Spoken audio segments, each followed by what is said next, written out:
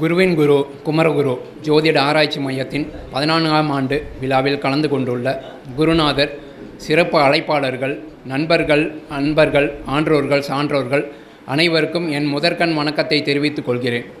தெளிவு குருவின் திருமேனி காணல், தெளிவு குருவின் திருநாமம் செப்பல், தெளிவு குருவின் திருவார்த்தை கேட்டல், தெளிவு குரு உரு சிந்தித்தல் தானே என்ற திருமூலரின் வாக்குப்படி நம் குருநாதர் அவர்களின் பாதம் பணிந்து என்னுடைய சிற்றுரையை இங்கு துவங்குகிறேன்.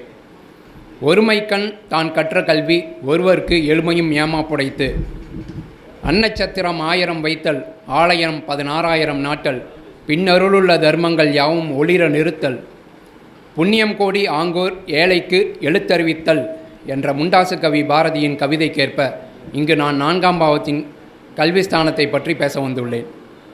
அமெரிக்காவில் டாலர்கள் அதிகம், ஆனால் தமிழ்நாட்டில் ஸ்காலர்கள் அதிகம் என்று சொல்லி யாருக்கு கல்வி வரும் என்பதை இங்கே பார்க்கலாம். பொன் புதன் இரண்டின் கோவும் பொருந்திய கேந்திரத்தில் பின் திரிகோணம் ஏரில் பெற்றிடும் வித்தையாம் லாபம், இன்பமாய் இவர் எட்டாரில் இருந்திடில் இல்லை வித்தை, அன்பு சேர் கணக்கன் உச்சம் ஆகில் நல்வித்தை கூரே அப்படிங்கிறத பாடல் சொல்லுது.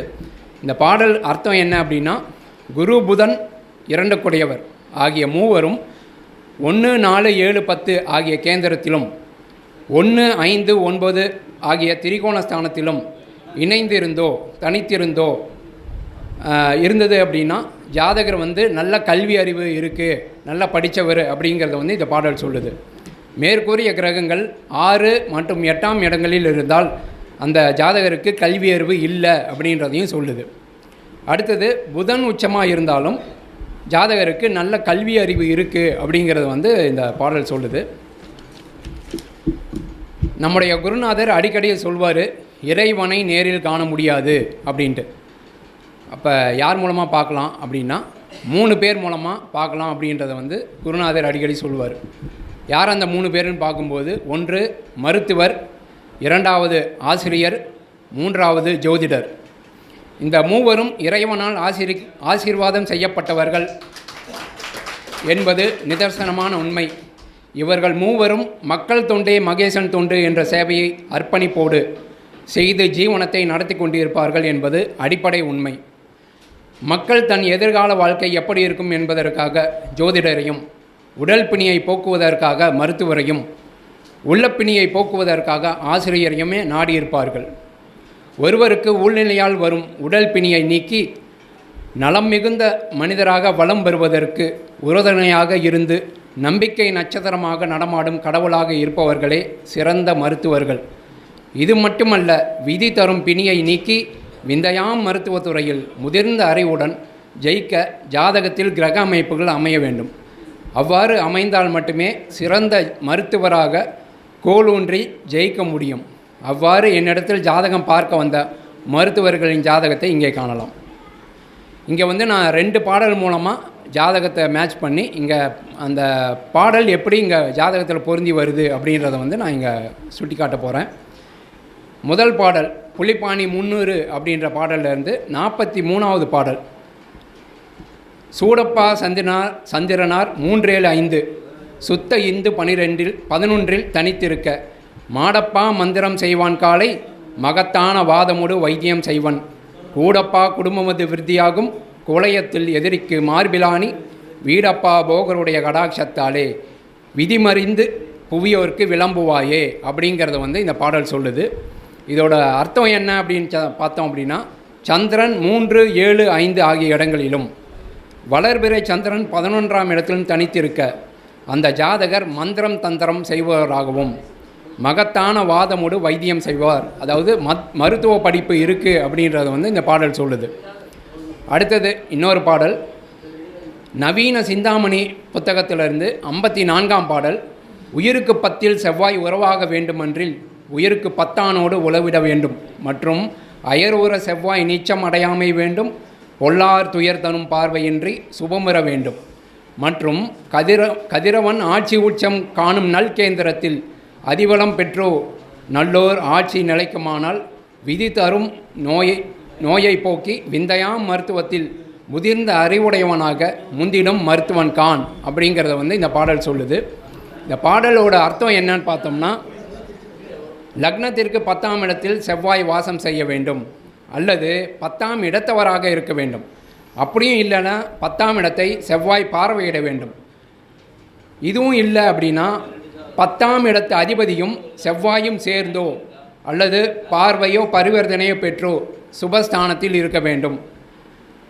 இப்படியெல்லாம் இருக்கும்போது செவ்வாய் வந்து நீச்சமடையாமல் இருக்கணும் அப்படிங்கிறத வந்து இந்த பாடல் சொல்லுது. பொதுவாக இந்த பாடல் 10ஆம் இடத்தை ஆராய்ச்சி செய்யணும் அப்படிங்கிறத வந்து இந்த பாடல் வந்து சொல்லுது. மேலும் சூட்சம விதிகள், ஐயா சொன்ன சூட்சம விதிகள், சூரியன் செவ்வாய் கேது கூடினால் மருத்துவ ஞானம் உண்டு, மருத்துவ கல்வி உண்டு அப்படின்றத வந்து சொல்லியிருக்கு. சூரியன் லக்னத்திற்கோ ராசிக்கோ 6ஆம் அதிபதியாக வர வேண்டும் அப்படின்றதையும் சொல்லியிருக்காரு. அல்லது 6ஆம் அதிபதியின் சாரம் பெற வேண்டும் அப்படின்னு சொல்லியிருக்காரு. லக்னத்திற்கு ராசிக்கு 10இல் சூரியன் செவ்வாய் கேது கூடினால் அல்லது 10ஆம் அதிபதியுடன் கூட வேண்டும் அப்படின்றத வந்து சூட்சம விதியை ஐயா வந்து சொல்லியிருக்காரு. இப்போ வந்து நான் 2 ஜாதகத்தின் மூலமாக மருத்துவர் படிப்பு யாருக்கு வரும் அப்படிங்கிறத வந்து நான் இங்கே விவரிக்க போகிறேன். முதல் ஜாதகத்தில் சிம்ம லக்னம், லக்னத்தில் சனி, 2இல் கேது, 3இல் சந்திரன், 6இல் குரு, 8இல் ராகு, 10ஆம் இடத்தில் செவ்வாய் புதன் குரு, செவ்வாய் புதன் சூரியன், 11ஆம் இடத்தில் சுக்கிரன். இந்த மாதிரி ஒரு அமைப்பு இருக்குது. படிப்பு யாருக்கு வரும் அந்த பாடலின் மூலமாக, குரு ராசிக்கு 4ஆம் இடத்திலும் புதன் லக்னத்திற்கு 10ஆம் இடத்திலும் இருக்கிறார்கள்.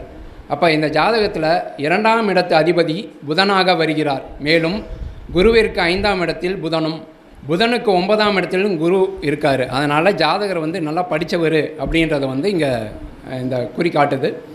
அடுத்தது மருத்துவ கல்வி இவருக்கு எப்படி வந்திருக்கு அப்படின்னு பார்க்கும்போது, சந்திரன் 3, 7, 5 முதலிய இடங்களில் வளர்பிறை சந்திரன் 11லும் தனித்திருக்க மருத்துவ படிப்பு அப்படின்னு சொல்லியிருக்கு. அடுத்தது சூரியன் செவ்வாய் கேது கூடினால் மருத்துவ படிப்பு அல்லது மருத்துவத்துறை உண்டு அப்படின்றத வந்து சொல்லியிருக்கு. இங்கே சூரியன் செவ்வாய் சேர்ந்திருக்காங்க. அடுத்தது வளர்பிறை சந்திரன் 3ஆம் இடத்தில் தனித்து இருக்கார். சூரியன் சந்திரன் சாரமும் செவ்வாய் சூரியன் சாரமும் இருக்காங்க. ஆனால் கேது இங்கே இல்லை. இருப்பினும் கேது வந்து செவ்வாய் சாரத்தில் இருக்கார். அடுத்த பாயிண்ட்டு, லக்னத்திற்கு ராசிக்கு 10இல் சூரியன் செவ்வாய் கேது இருந்தால் அல்லது 10ஆம் அதிபதியுடன் கூடினால் மருத்துவத்துறை உண்டு அப்படின்னு சொல்லியிருக்கு. இந்த ஜாதகத்தில் லக்னத்திற்கு 10ஆம் இடத்தில் சூரியன் செவ்வாயும் இணைஞ்சிருக்காங்க. அப்போ இந்த பாயிண்ட்டும் இங்கே மேட்ச் ஆகுது. இவர் மருத்துவ படிப்பு படிச்சிருக்காரு அப்படிங்கிறது வந்து இங்கே ஊர்ஜிதமாகுது.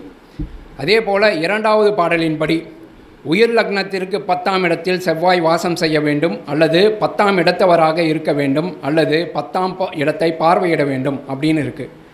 இங்கே சிம்ம லக்னம் 10ஆம் இடத்துல செவ்வாய் இருக்கார். இந்த பாயிண்ட்டும் இங்கே மேட்ச் ஆகுது. அடுத்தது சூரியன் ஆட்சி உச்சம் பெற்றோ அல்லது கேந்திர கோணத்தில் இருந்தால் சகல அமைப்புடைய சிறந்த மருத்துவர் என்னும் மாண்பினை பெற்று மண்டலம் போற்ற வாழ்வார் அப்படிங்கிறது வந்து பாடல் இருக்குது. இங்கே கேந்திரத்தில் சூரிய பகவான் இருக்கார். அதனால் இவர் மருத்துவ படிப்பு படிச்சிருப்பார் அப்படின்றது வந்து இங்கே இருக்குது.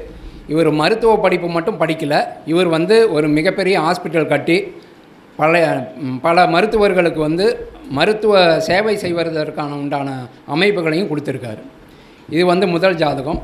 அடுத்து 2ஆம் ஜாதகம் மீன லக்னம், 2இல் வந்து செவ்வாய் கேது, 3இல் சூரியன், 4இல் வந்து புதன் சுக்கிரன், 8இல் ராகு குரு, 9இல் சந்திரன், 12இல் சனி. இப்போ இந்த ஜாதகர் படிச்சிருக்காரா அப்படின்னு பார்க்கும்போது,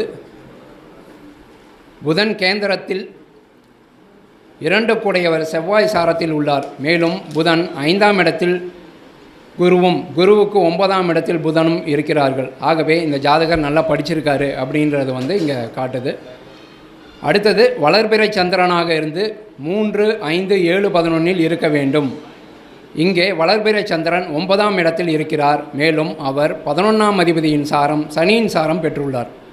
அடுத்தது சூரியன் செவ்வாய் கேது கூடினால் மருத்துவ படிப்பு அப்படின்னு சொல்லியிருக்கு. இங்கே சூரியன் தன் சுயசாரத்திலும் செவ்வாய் கேது சாரத்திலும் கேது சூரியன் சாரத்திலும் பெற்றுள்ளார்கள். ஆகவே இந்த பாயிண்ட் இங்கே மேட்ச் ஆகுது.